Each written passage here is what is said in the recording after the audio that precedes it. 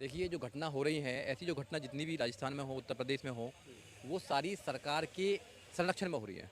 ये जो गुंडे हैं, ये सरकार के संरक्षित गुंडे हैं। किसी भी व्यक्ति को ये आज़ादी नहीं है, किसी भी व्यक्ति को अधिकार नहीं है कि किसी व्यक्ति को पकड़कर उसको मारा जाए और फिर एक गाड़ी में आग लगाकर उनको जला दिया जाए। मुंबई के अंदर कुछ लोगों ने, आतंकवादियों ने आक्रमण किया, कसाब को पकड़ा गया, उसका ट्रायल किया, ट्रायल करके उसके बाद में फिर उसको पनिशमेंट दिया गया। ये प्रक्रिया है, कानूनी प्रक्रिया। अगर सारा कानून आपको ही दे दिया जाएगा तो ये जितना सिस्टम बना रखा है क्यों है, मैं ये कहना चाहता हूँ। अगर कोई अपराधी भी है तो आप डिसाइड नहीं करेंगे कौन अपराधी है कौन अपराधी नहीं है। आपको किसने अधिकार दिया? आप तो खुद अपराधी हैं। ऐसा समाज बनाया जा रहा है कि इस देश में हिंदू मुसलमान की लड़ाई करके एक पार्टी को फायदा होता है।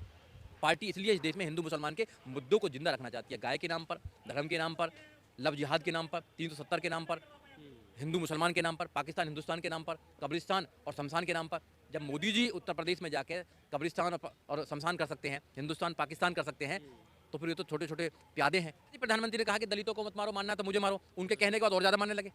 अब ऐसे उन्होंने कहा कि गाय के नाम पर मत मारो, गाय के नाम पर और लोगों को मारने लगे। अरे आपको किसने ड्यूटी दी है? क्या सरकार कम पड़ गई है? क्या पुलिस कम पड़ गई है? ऐसे गुंडों को पैदा करके आप समाज के अंदर अराजकता फैला रहे हैं। कुछ अपराधी किस्म के लोग और कुछ ढोंगी किस्म के लोग एक र्यूमर पूरे देश में फैलाना चाहते हैं कि हम इसको हिंदू राष्ट्र बनाना चाहते हैं।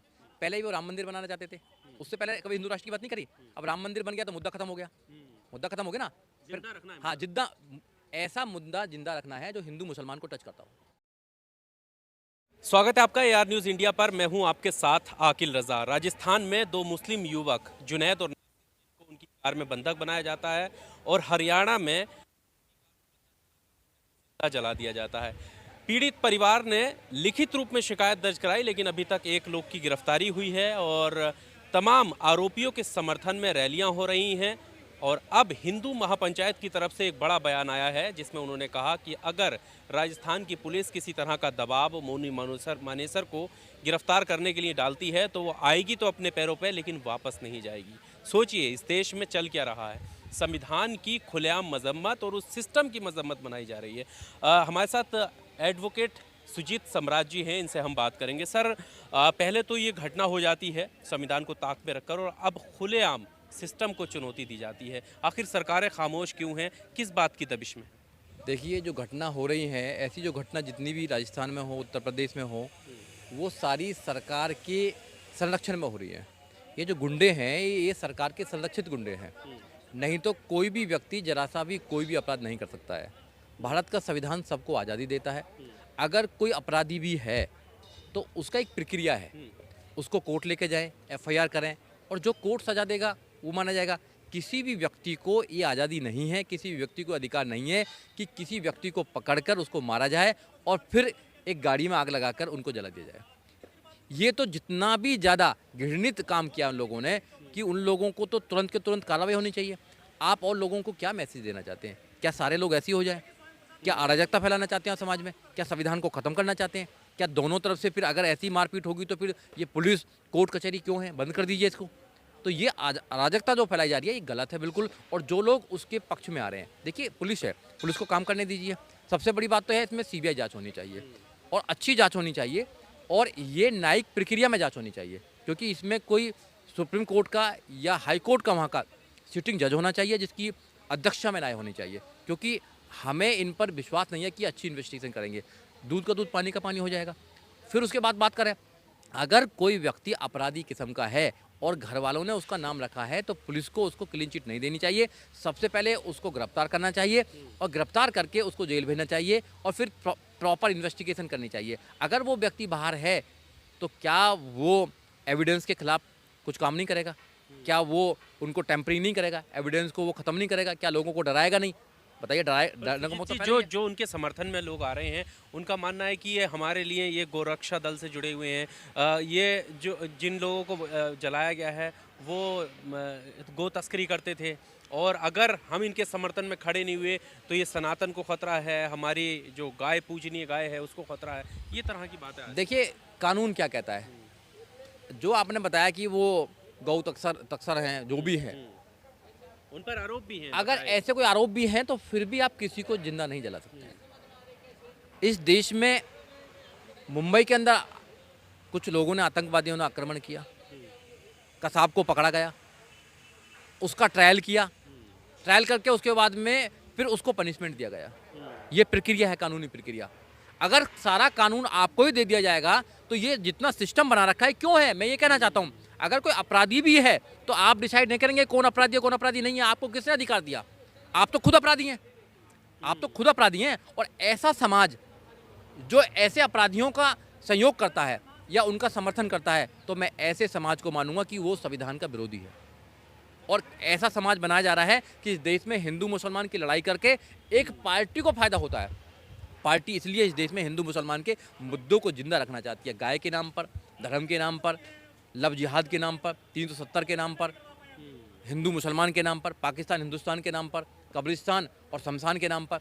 जब मोदी जी उत्तर प्रदेश में जाके कब्रिस्तान और शमशान कर सकते हैं, हिंदुस्तान पाकिस्तान कर सकते हैं, तो फिर ये तो छोटे छोटे प्यादे हैं। तो इनसे क्यों नहीं आप धर्म की बात कराएंगे? क्योंकि धर्म जो है, धर्म की राजनीति इतनी ज़्यादा है कि इन लोगों ने 2024 में फिर धर्म का मुद्दा उठाकर ये 2024 में फिर दोबारा सरकार में आना चाहते हैं और फिर दोबारा हमारे अधिकारों को, देश के SC ST OBC माइनॉरिटीज़ के अधिकारों को ये ख़त्म करना चाहते हैं। ये एक बहुत बड़ी प्लानिंग है, इससे लोगों को निकलना चाहिए। पर सिस्टम क्यों खामोश है? सिस्टम को समझ लीजिए अपमानित किया जा रहा है कि तुम बच के वापस नहीं जाओगे।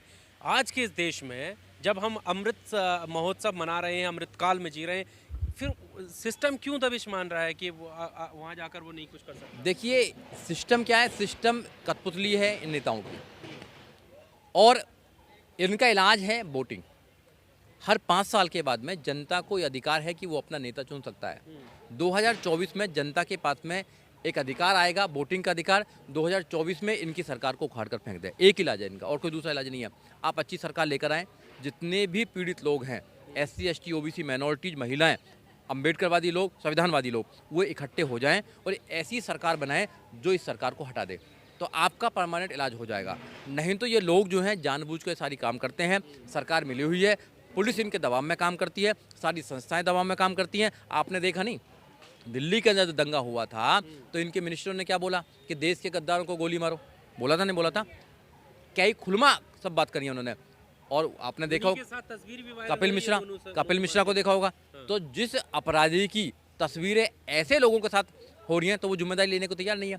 आप गाय के नाम पर, प्रधानमंत्री जी ने तो बयान भी दिया था पहले, 3-4 साल पहले बयान दिया था ना कि, हाँ 16 में बयान दिया था कि गाय के नाम पर लोगों को मारने वाले लोगों को डोजियर तैयार किया जाए, है उन पर कितने केस निकलेंगे। तो अब वो अपनी बातों को भूल जाते हैं प्रधानमंत्री। ये प्रॉब्लम तो यही है ना, प्रधानमंत्री जो कहते हैं भूल जाते हैं। प्रधानमंत्री ने कहा कि 15 करोड़ लाख रुपए देंगे, भूल गए। प्रधानमंत्री जी ने कहा कि 2 करोड़ रोजगार देंगे, भूल गए। ऐसे ही प्रधानमंत्री ने कहा कि दलितों को मत मारो, मानना तो मुझे मारो, उनके कहने के बाद और ज़्यादा मारने लगे। अब ऐसे ही उन्होंने कहा कि गाय के नाम पर मत मारो, गाय के नाम पर और लोगों को मारने लगे। अरे आपको किसने ड्यूटी दी है? क्या सरकार कम पड़ गई है? क्या पुलिस कम पड़ गई है? ऐसे गुंडों को पैदा करके आप समाज के अंदर अराजकता फैला रहे हैं। आप बंद करें इन गुंडों को। इसमें एक सवाल ये भी, जैसे आपने कहा कि एक प्रमुख पार्टी है जिसका फ़ायदा ये उठाती है, इस तरह की घटनाओं का फ़ायदा उठाती है, लेकिन यहाँ पर दोनों सरकारें, राजस्थान में दूसरी सरकार है, हरियाणा में दूसरी सरकार है। एक जगह से शुरुआत हुई, दूसरी जगह उनको चलाया गया। अब दोनों सरकारें यहाँ पर हैं, तो किसको दोषी ठहराएंगे? देखिए कांग्रेस भी कोई ज़्यादा दूध की दूधी नहीं है। अगर उत्तर प्रदेश में रेप का केस होती है दलितों के साथ में, तो वहाँ सोनिया जी भी आ जाती हैं और राहुल जी भी आ जाते हैं। और राजस्थान में अगर होती है तो वो मौन हो जाते हैं।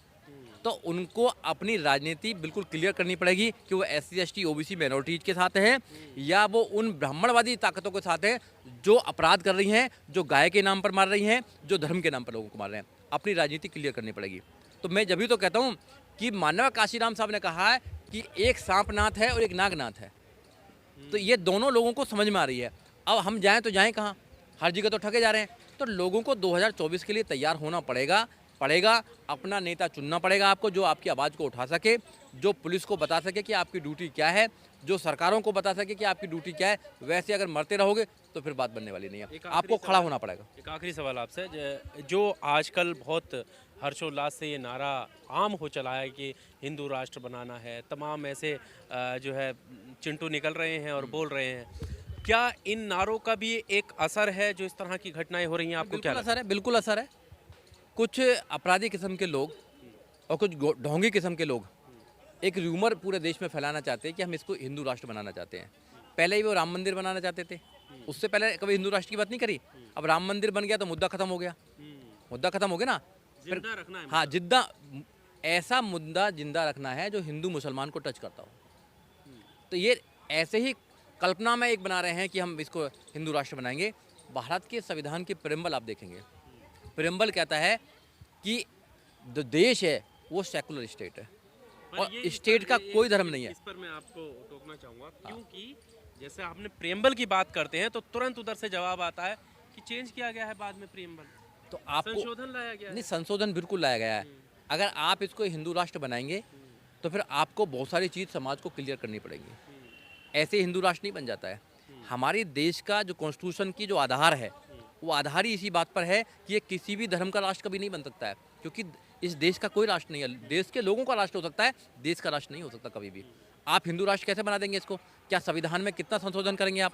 आर्टिकल 15 को संशोधन कर देंगे, आर्टिकल 1 को संशोधन करना पड़ेगा आपको, आर्टिकल 13 को संशोधन करना पड़ेगा, पूरा संविधान को संशोधन करना पड़ेगा आपको। कैसे कर देंगे आप संविधान? आप क्या करना चाहते हैं बताइए? आप लोगों की नौकरी फिर कैसे देंगे आप लोगों को?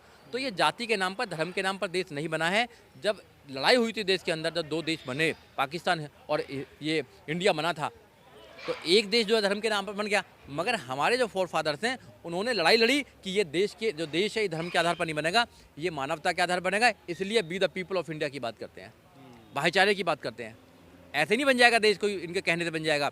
और जो अम्बेडकरवादी लोग हैं, जो संविधानवादी लोग हैं, जो मानवतावादी लोग हैं, वो लोग आराम से नहीं बैठेंगे। मैं जब भी तो बोल रहा हूँ ना, 2024 में इनके हिंदू राष्ट्र की हवा निकाल दीजिए। आप हवा निकालो ना। आप वोटिंग देने का अधिकार तो आपके पास में ही है ना। हवा आप निकालेंगे, इनकी हवा निकल जाएंगे तो इनके पुरखे भी नहीं बोल पाएंगे कभी कि भैया इनको हिंदू राष्ट्र बनाएंगे। तो डिपेंड करता है देश की जनता पर। देश की जनता को जागरूक करो। ऐसे गुंडे जो जेलों में होने चाहिए वो बन रहे हैं, गाय रक्षक बन रहे हैं। आप बताइए ना, गाय रक्षक बन रहे हैं। तो ऐसे गुंडों की जो जगह है वो जेल में है, और ऐसी सरकार की जगह है रोड पर। ये संसद में बैठने लायक नहीं है। पूरे देश को लूटने वाले लोग एजुकेशन पर बात ये नहीं करेंगे, रोजगार पर बात ये नहीं करेंगे, लॉ एंड ऑर्डर पर बात ये नहीं करेंगे। ये लॉ एंड ऑर्डर की सिचुएशन है ना। आप बताइए, 2 स्टेटों की सरकार, 2 स्टेटों की पुलिस एक आदमी के सामने बता झुकी हुई है, और वो आदमी इतना बड़ा हो गया कि स्टेट से बड़ा हो गया। ये सोचने वाली बात है ना। आप देखिए, तो जब तक सरकार की ताकत उसके साथ नहीं लगेगी, जब तक कैसे बात बनेगी? तो सरकार की ताकत उनके साथ लगी हुई है। ऐसी सरकार को बदलना है, चाहे वो कांग्रेस की सरकार हो, चाहे बीजेपी की सरकार हो। ऐसी सरकार को नहीं लेके आना है जो दंगा कराती है, धर्म के नाम पर लोगों को मारती है। अगर इंडिया का एक भी व्यक्ति को मारा जाता है धर्म के नाम पर, तो मुझे लगता है कि ये पूरे जितने भी लोग हैं उनको शर्म करनी चाहिए कि आप ऐसे देश में रह रहे हैं। चाहे वो हिंदू हो चाहे मुसलमान हो, किसी भी व्यक्ति को मारने का अधिकार तुम्हारे पास नहीं है। अगर तुम मारते हो सिर्फ इस बात के लिए कि हिंदू खतरे में है, हिंदू कोई खतरे में नहीं है। तुम जब अपने हिंदू भाइयों के साथ में अत्याचार करते हो, दलितों की बहन बेटियों के साथ बेइज्जती करते हो, तुम्हारे ग्रंथों में क्या लिखा हुआ उनके खिलाफ बताइए ना। तुम उसको तो बदलना नहीं चाहते हो। हाथरस पर भी जब हाथरस में तो उस बेटी को जला दिया था, लोग आ गए थे, समर्थन में आ गए थे ना, महापंचायत आ गई थी, मगर वो जेल में गए। और आपने एक बेटी को रात को 2 बजे मिट्टी का तेल डाल के जला दिया था। तो आप अपने लोगों के साथ में भी ऐसा व्यवहार करते हो और आप दूसरों के व्यवहार करते हो। तो हम दोनों एक साथ क्यों नहीं आ जाते हैं? देश के बहुजन एक साथ क्यों नहीं आना चाहते? एक साथ आकर इस सरकार को उखाड़ दें, आपका काम बन जाएगा। जहाँ जहाँ इनकी सरकार नहीं है वहाँ कम अत्याचार होते हैं। जहाँ दिल्ली ले लीजिए आप अब बिहार में ले लीजिए, शांत है ना बिहार में, शांत बिहार है। छत्तीसगढ़ ले लीजिए, कहीं ना कहीं राजस्थान में भी जो गहलोत सरकार है वहाँ नए कोई आदमी को देना चाहिए, वो कोई नया नौजवान आना चाहिए ना। और घिसे पिटे माइंड के लोग हैं, तो जो पुराने लोग हैं वो कहीं ना कहीं आरएसएस से जुड़े होते हैं। हाँ, रूटीबाजी सोचते आरएसएस के लोग हैं। जैसे अभी देखा नहीं वहाँ क्या, वहाँ मध्य प्रदेश के जो हाँ शिवराज सरकार चल रही है, मगर कमलनाथ जी बाबा के पैरों में पड़े हुए हैं, पता है ना। तो ये हिंदूवादी मानसिकता के जो लोग हैं, ऐसे कांग्रेस के जो रिटायर्ड लोग हैं उनको अलग रहना चाहिए, नौजवानों को लेकर आना चाहिए, जब तो कुछ बात बन पाएगी। तो नए लोगों को अगर आप भागीदारी नहीं देंगे, जिनकी सोच संविधानवादी है, समतावादी है, भाईचारेवादी है, जब तक देश का बदलाव नहीं होगा, ऐसे ही देश में धर्म के नाम पर लोगों को मारा जाएगा, जाति के नाम पर लोगों को मारा जाएगा, और ऐसे गुंडे देश में राज करते रहेंगे। बहुत शुक्रिया। Subscribe now and press the bell icon. Never miss an update.